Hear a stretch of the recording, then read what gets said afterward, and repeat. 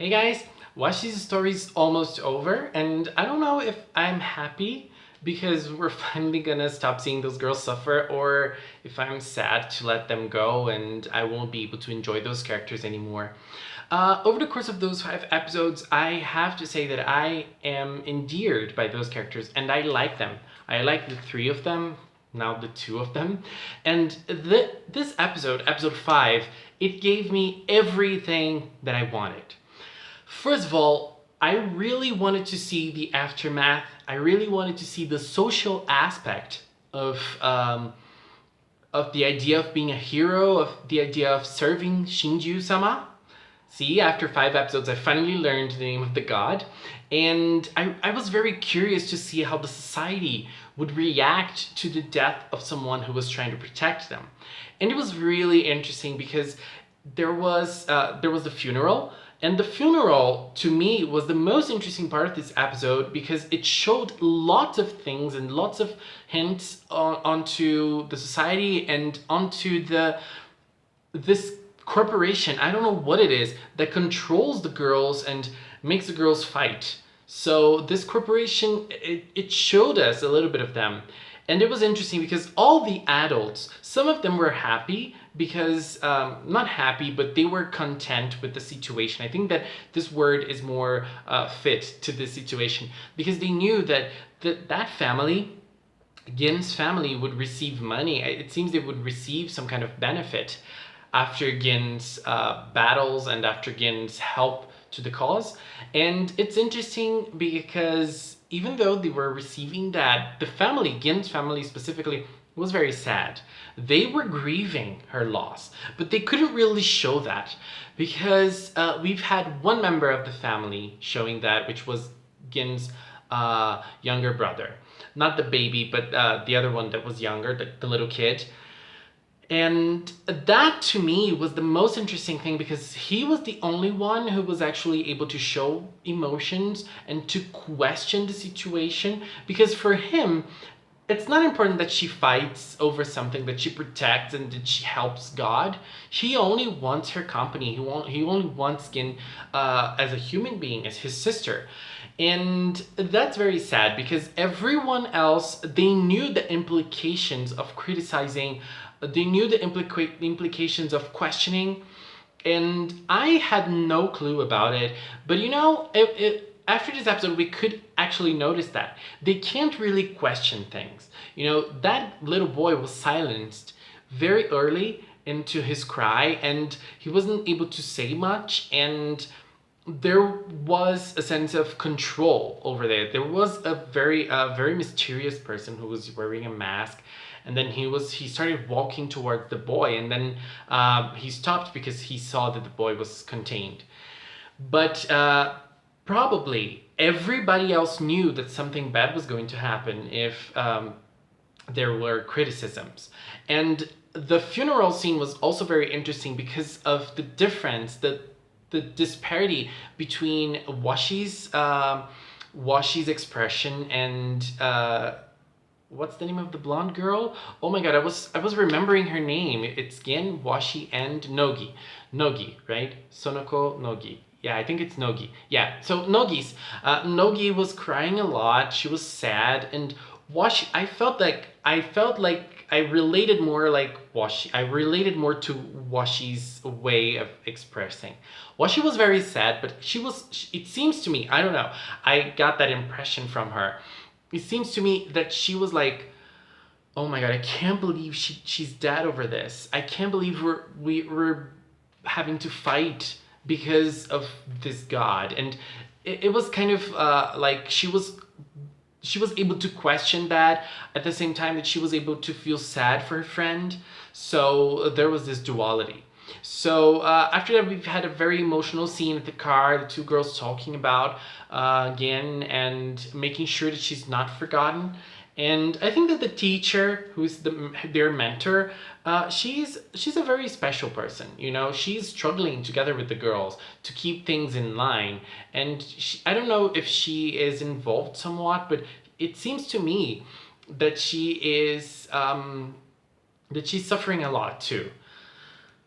at least that's how I feel, and I feel like she respects the girl even though the girls are put into this situation. And then we've had some training. We've had a fighting scene which was very interesting because it happened right in the funeral.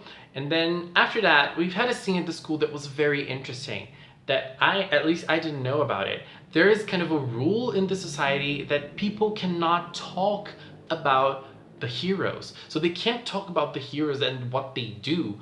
And they, at least to the girls, they cannot mention that to the girls. So it's so strange, and it's like they completely blind. They're completely blind over everything, and they can't discuss things, and they can't talk about things.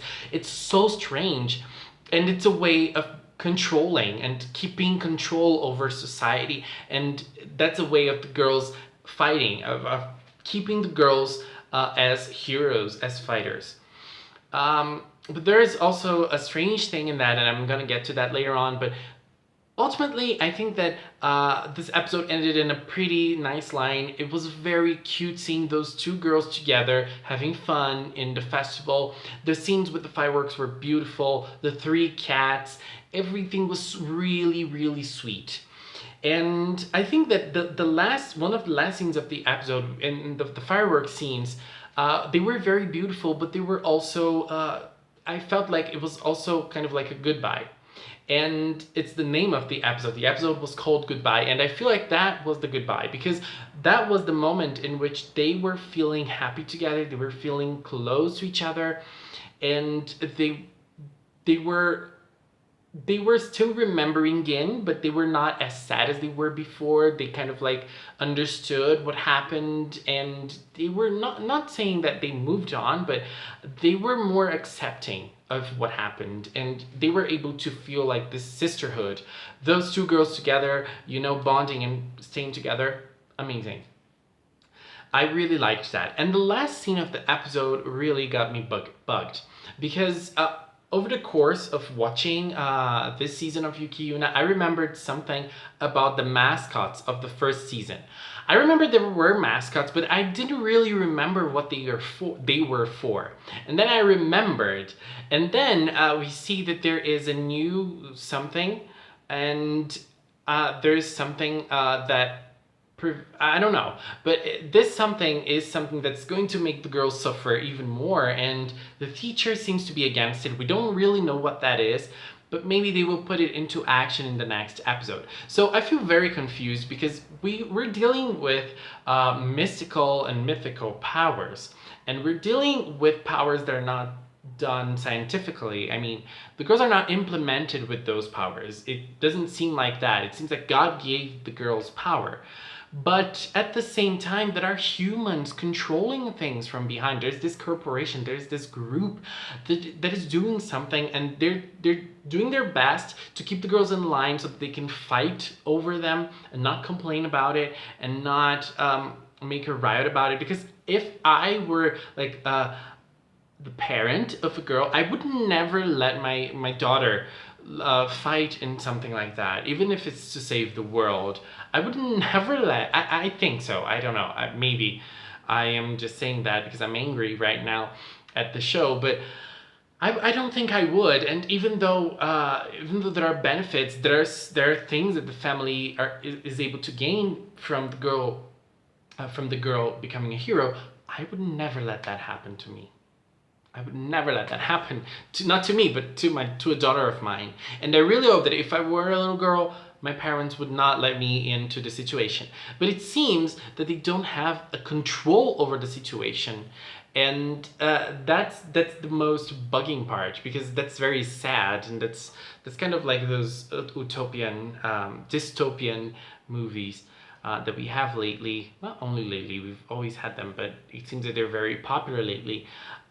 So this is kind of a dystopian story as well. If we're thinking like this control of the society, people not being able to talk about things, and this is the most interesting part of this to me, is that they're in a way controlling the situation from behind, and they're using a new technology, a new use of the powers to implement something on the girls so that they're able to fight even more. I am really confused. I am really, really confused. So I don't know. Let's just watch next episode next week, and we'll see what happens. So next week is the last episode of Washio Sumi, and then we're gonna have another season of 6 episodes, I think, which is a direct sequel of Yuki Yuna. I'm very curious. And to be honest, I'm very curious to rewatch Yuki Yuna after watching Washio Sumi, because I don't remember many things of Yuki Yuna, and I think I'm gonna watch it after I finish Washio Sumi. Guys, thank you so much for watching. Please leave a comment with your opinions. If you like this video, please leave a thumbs up. It helps a lot. Thank you so much, and until next time, bye bye.